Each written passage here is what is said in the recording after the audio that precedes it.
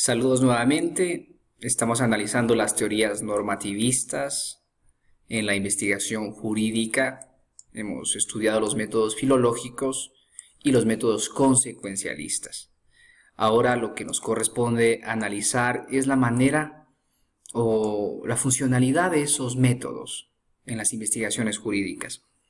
La idea, como se manifestó desde un inicio, es representar el derecho positivo, pero en las investigaciones académicas eso supone hacerlo de manera dialéctica, es decir, dialogando con todos los actores académicos posibles, dando cuenta de las visiones contrapuestas y de las coincidencias, explicando aquello que se ha dicho, es decir, aquello que se ha investigado previamente. A ello se le denomina estado del arte. Entonces, siempre hay que expresar este análisis del derecho positivo de manera dialéctica, en diálogo con la comunidad académica. De otro modo, la investigación jurídica es totalmente inútil y no aporta en nada al desarrollo de la teoría jurídica. Además, como ha propuesto Ferrajoli, hay que intentar separar la descripción de ese derecho, que puede tener obviamente elementos valorativos, porque después de todo, cuando describo algo, de alguna manera mis valores influyen, pero hay que intentar separar esa descripción del derecho del compromiso con el derecho. Por lo general, nuestros juristas suelen ser formalistas y a ese formalismo se le denomina ideológico, en la medida que nuestros juristas asumen que las leyes son justas. Y es más, cuando las definen, dicen que este derecho es perfecto, racional, justo, totalmente sistemático, cuando en realidad no es así, como hemos visto. El derecho positivo tiene muchas deficiencias y además el derecho positivo no siempre refleja los mejores ideales de justicia, ni los mejores ideales de moral o ética. Entonces hay que saber separar el estudio del derecho del compromiso con ese derecho. A esta separación se le denomina positivismo metodológico. Y el positivismo metodológico plantea que sí es posible separar el estudio del derecho del compromiso con ese derecho. Así, por ejemplo, es posible estudiar el derecho de una dictadura o el derecho del régimen nazi o de otro régimen totalitario sin que necesariamente el investigador esté de acuerdo con ese derecho existente. Pero ello es necesario para dar cuenta de la manera como se expresan jurídicamente las comunidades, más allá de si esa expresión es justa o no. Bien, como les había sugerido también, esos métodos de los que hemos hablado, filológicos y consecuencialistas, no son meramente descriptivos, es decir, no reflejan una realidad tal y cual como se presenta. Más bien son métodos constructivos, como diría Dworkin, el americano. Sobre todo Dworkin mira a la práctica judicial de su país, una constitución muy escueta, con pocos artículos, y a partir de esa constitución se han resuelto muchos conflictos en el mercado, en la sociedad, en las relaciones políticas, en donde en la Corte Suprema, a partir de lo que Dworkin llama narrativas. Él cree que las sentencias de la Corte Suprema se escriben cual novela ininterrumpida y hay conexiones entre una jurisprudencia y otra a través de lo que se llama líneas jurisprudenciales.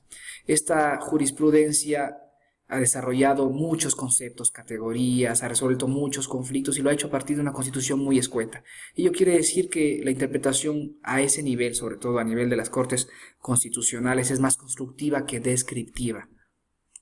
Bien, finalmente explicaré en dónde se usan o cómo se usan esos métodos a la hora de hacer trabajos de investigación jurídica o de investigación normativista. Estos métodos entonces pueden utilizarse en los trabajos de investigación, pero también se utilizan en la resolución de casos concretos.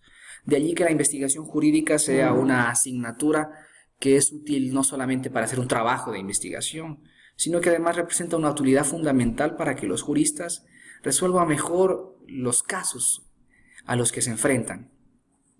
Bien, en los trabajos de investigación se suele analizar jurisprudencia y para eso se recurre a métodos filológicos y consecuencialistas.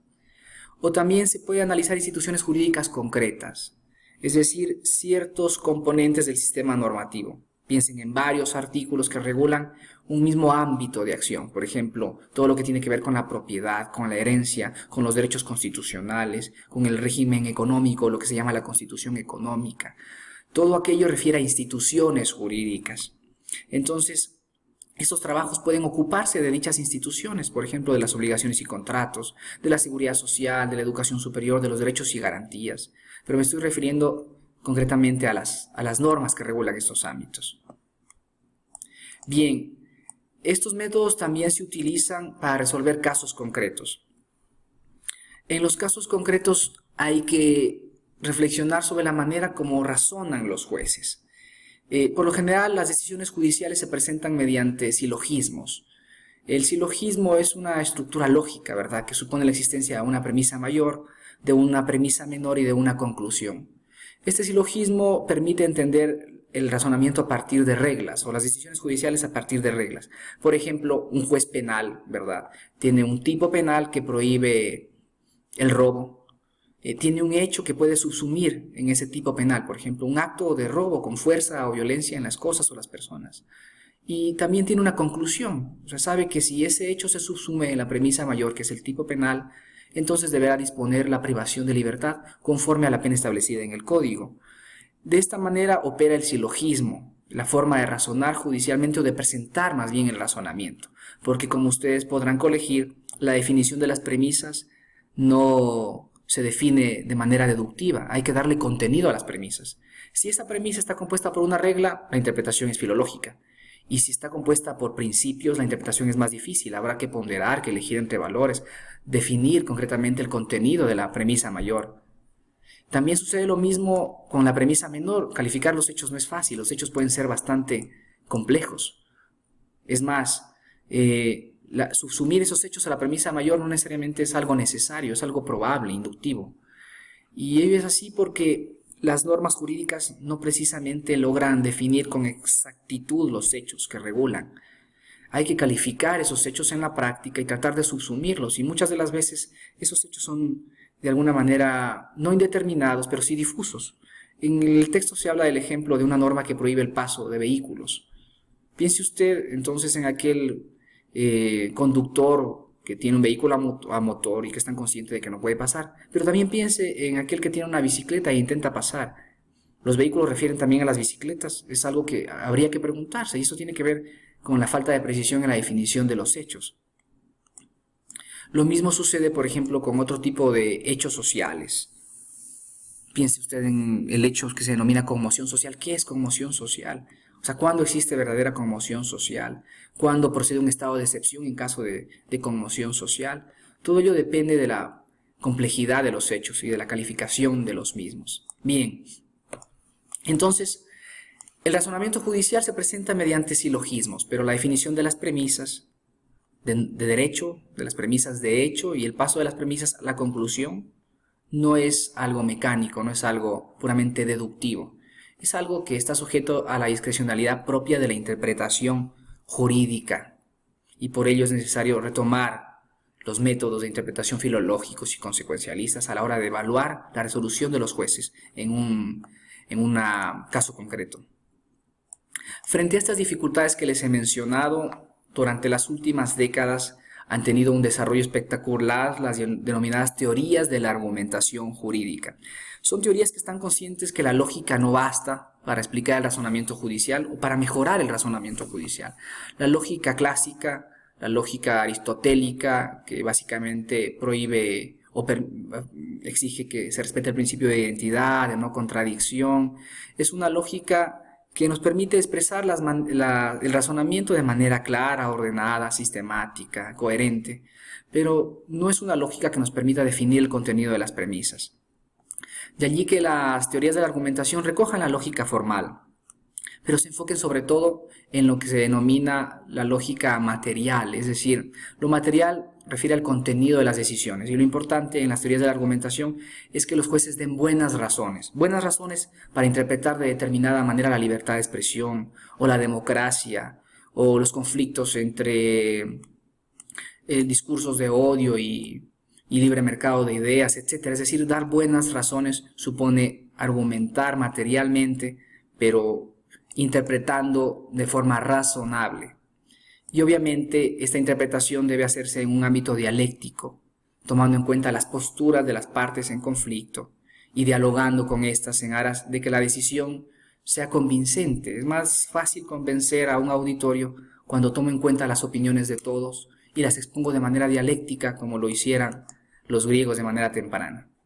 Frente a estas teorías de la argumentación, en todo caso, los realistas jurídicos por lo general son escépticos, creen que los jueces, y sucede muchas veces así, toman decisiones antes de argumentar. Y es que es verdad que en algunas ocasiones el juez se deja llevar por sus impulsos, por sus pasiones, por lo que comió o desayunó, es decir, por su hígado, y quizá al ver a una persona, su fisonomía, su clase social, pueda creer que, por ejemplo, es culpable, sin antes haber evaluado correctamente todas las pruebas.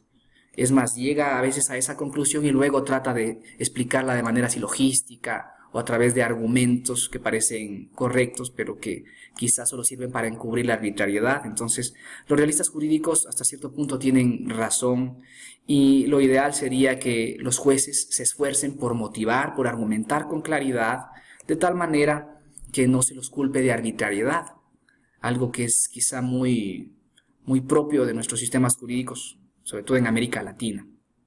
Bien, finalmente hay que tomar en cuenta que las teorías de la interpretación sirven para casos fáciles y para casos difíciles.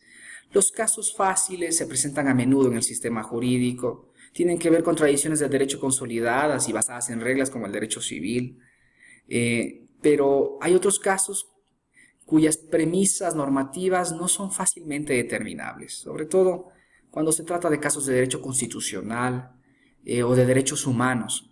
Y en esos supuestos es necesario que el juez, que el abogado, que el jurista experto vincule disciplinas, es decir, interpretar el derecho a ese nivel, a nivel de principios complejos, exige claridad analítica. Entonces, hay que recurrir necesariamente a la filosofía analítica, es decir, a una forma de estudiar el lenguaje que permite hacer estudios profundos del significado de una palabra, del sentido de una palabra, de la forma como se usa esa palabra, de tal manera que el lenguaje que se utilice no sea esencialista, no sea ideológico, no se crea que eso refleje o refleja la realidad, cuando en realidad es una construcción, como hemos visto, de los intérpretes del derecho.